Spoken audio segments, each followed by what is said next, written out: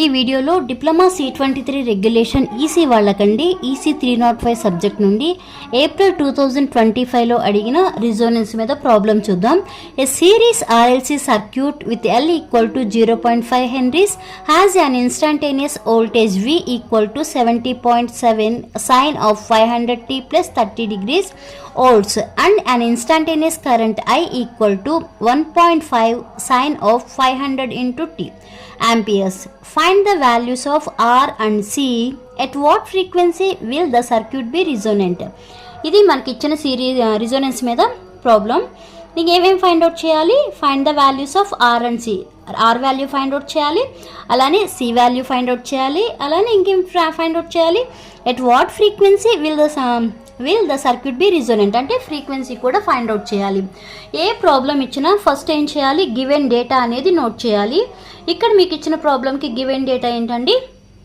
Given that V equal to 70.7 sine of 500t plus 30, అలానే I equal to 1.5 sine of 500t ఇచ్చారు. ఇంకేమి ఇచ్చారు మనకి గివెన్ డేటాలో అంటే L ఈక్వల్ టు 0.5 హెన్రీస్ కూడా ఇచ్చారు.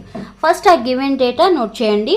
మనం ఫైండ్ అవుట్ చేయాల్సింది ఏంటి? ఆర్ ఫైండ్ అవుట్ చేయాలి, అలానే సి ఫైండ్ అవుట్ చేయాలి. అవి ఫైండ్ అవుట్ చేయాలంటే ఫస్ట్ ఏం ఫైండ్ అవుట్ చేయాలి? ఇంపెడెన్స్ అనేది ఫైండ్ అవుట్ చేయాలి. ఇంపెడెన్స్ ఫార్ములా ఏంటి? Z equal to V/I. మనకి V తెలుసు, I తెలుసు. ఈ రెండు ఈ ఫార్ములాలో సబ్స్టిట్యూట్ చేస్తే 70.7 డివైడెడ్ బై 1.5 వేస్తే మీకు వచ్చిన వాల్యూ 47.13. ఈ సైన్ క్యాన్సిల్ అయిపోతుంది, 500t కూడా క్యాన్సిల్ అయిపోతుంది. రిమైనింగ్ ఉండేది ఏంటి? 30 డిగ్రీస్. ఇది మనకి ఎలా కనిపిస్తుంది? పోలార్ ఫామ్లో కనిపిస్తుంది. ఈ పోలార్ ఫామ్లో ఉన్నదాన్ని ఇక్కడ ఎలా మార్చాను? రెక్టాంగులర్ ఫామ్లోకి మార్చాను. ఓకే, మీకు పోలార్ ఫామ్ నుంచి రెక్టాంగులర్కి మార్చాలన్నా లేకపోతే రెక్టాంగులర్ ఫామ్ నుంచి పోలార్కి మార్చాలన్నా ఎవరికైనా తెలియని వాళ్ళు ఉంటే నేను దానికి రిలేటెడ్ వీడియో పోస్ట్ చేశానండి, ఒకసారి చూసుకోండి, ఈజీగానే అర్థమవుతుంది. ఓకే, ఇది మనకు కదా రెక్టాంగులర్ ఫామ్లోకి మారిస్తే ఇది మనకి ఎలా కనిపిస్తుంది? Z equal to R plus JX form కనిపిస్తుంది కదా. R అంటే ఏంటి? ఇప్పుడు 40.81, అలానే X వాల్యూ ఎంత? 23.565 ఓమ్స్. అవే ఇక్కడ రాసాను చూడండి. By comparing real terms. Okay, real terms అంటే ఇవన్నమాట. ఆర్ వాల్యూ ఎంత వచ్చింది? 40.81 ఓమ్స్. బై కంపేరింగ్ ఇమాజినరీ అంటే జే టర్మ్ ఉన్నదాన్ని ఇమాజినరీ అంటాము. ఇమాజినరీ టర్మ్ ఏంటి? X equal to 23.565. అంటే మనం ఏమేమి ఫైండ్ అవుట్ చేయాలి ఇచ్చిన ప్రాబ్లంలో? ఆర్ వాల్యూ ఫైండ్ అవుట్ చేయాలంటే ఆర్ ఫైండ్ అవుట్ చేస్తాం కదా. ఎంత వచ్చింది మనకి? R equal to 40.81. ఇది ఒకటి మనం ఫైండ్ అవుట్ చేయాల్సింది. నెక్స్ట్ ఏం ఫైండ్ అవుట్ చేయాలి? సి ఫైండ్ అవుట్ చేయాలి. సి ఫైండ్ అవుట్ చేయాలి అంటే ఫస్ట్ ఇది నోట్ చేసుకోవాలి. ఎక్స్ ఈక్వల్ టు ఏంటి? XL minus XC. XL అంటే ఏంటి? ఒమేగా L కదా. అలానే XC ఫార్ములా 1/ωc. మనకి X తెలుసు. X ఎంత అండి? 23.565. ఆ వాల్యూ ఇక్కడ సబ్స్టిట్యూట్ చేసి రిమైనింగ్ యాస్టీజ్ ఇక్కడ రాశాను. ఓకే, మనకి ఒమేగా ఇక్కడ L వాల్యూ మనకు తెలుసు, ఇచ్చిన గివెన్ డేటాలో ఉంది కదా. L ఈక్వల్ టు 0.5 అని ఆ L ప్లేస్లో 0.5 వేసాను ఇంటూ ఒమేగా మైనస్ 1/ωc వేసాను. మనకి ఇక్కడ V ఈక్వల్ టు ఏమని చెప్తున్నాము? 70.7 సైన్ ఆఫ్ 500 ఇంటూ టీ అన్నాం కదా. అదంటే ఇది ఒమేగా టీ అంటే ఒమేగా వాల్యూ ఎంత మనకి? 500. అదే ఇక్కడ రాసాను చూడండి. Given that omega equal to 500 radians per second అని రాసాం కదా.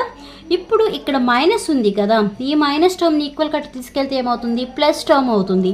అంటే 1/ωc ఈక్వల్ టు ఇక్కడ ఎంత ఉందండి? 0.5 ఇంటూ ఒమేగా. ఇక్కడ ప్లస్ టర్మ్ ఈక్వల్కి వెళ్తే ఏమవుతుంది? మైనస్ టర్మ్ అవుతుంది కదా. మైనస్ 23.565 అని నోట్ చేయండి. ఇప్పుడు ఒమేగా వాల్యూస్ సబ్స్టిట్యూట్ చేయండి.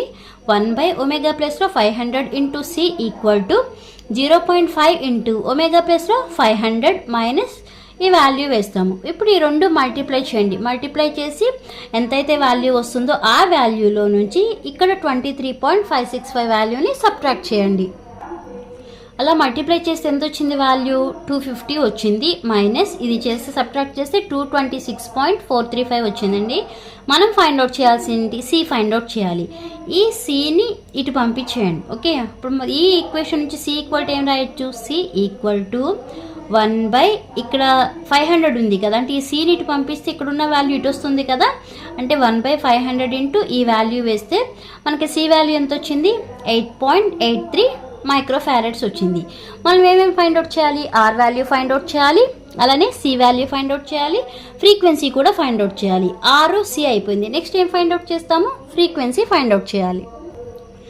The circuit will be resonant. ఎప్పుడు సర్క్యూట్ రిజోనెంట్ అవుతుంది అంటే when XL equal to XC అయినప్పుడు. ఎక్స్ఎల్ ఈక్వల్ టు ఏం రాస్తాము? ఒమేగా నాట్ ఇంటూ ఎల్ రాస్తాము, ఈక్వల్ టు ఎక్స్సీనేమో 1/ఒమేగా నాట్ ఇంటూ సి రాస్తాం కదా. ఈ రెండు క్రాస్ మల్టిప్లై చేస్తే ఒమేగా నాట్ స్క్వేర్ అవుతుంది. Okay, omega naught square equal to 1/, ఈ ఎల్ ఇటు తీసుకొచ్చేయండి. నాకు కావాల్సింది ఓన్లీ ఒమేగా నాట్, బట్ ఇక్కడ స్క్వేర్ ఉంది కదా, ఈ స్క్వేర్ ఇటు పంపిస్తే ఏమవుతుంది? రూట్ అవుతుంది. అంటే 1 కూడా రూట్ వర్తిస్తుంది, బట్ వాల్యూ 1 అవుతుంది కాబట్టి ఓన్లీ ఎల్సీకి మాత్రమే రూట్ అప్లై చేసాం. Omega not equal to 1/√LC. మనకి ఎల్ తెలుసు, అలానే సి ఫైండ్ అవుట్ చేసాము. Then omega not equal to ఈ వాల్యూస్ ఇక్కడ సబ్స్టిట్యూట్ చేస్తే ఒమేగా నాట్ ఈక్వల్ టు ఎంత వచ్చిందండి? వాల్యూ 475.85 రేడియన్స్ పర్ సెకండ్ వచ్చింది. ఓకే, మళ్ళీ ఒమేగా నాట్ ఈక్వల్ టు ఏంటి మనకి ఫార్ములా?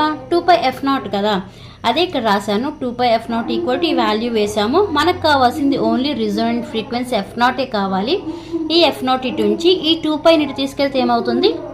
ఇక్కడ ఇంటూ 2π ఉంది కాబట్టి ఇటు వెళ్తే బై 2π అవుతుంది. అంటే 475.85/2π అవుతుంది. ఈ రెండు డివైడ్ చేస్తే మీకు వచ్చిన వాల్యూ 75.73 హెడ్జ్. ఓకే, ఇది మనకి రిజోనెంట్ ఫ్రీక్వెన్సీ f0.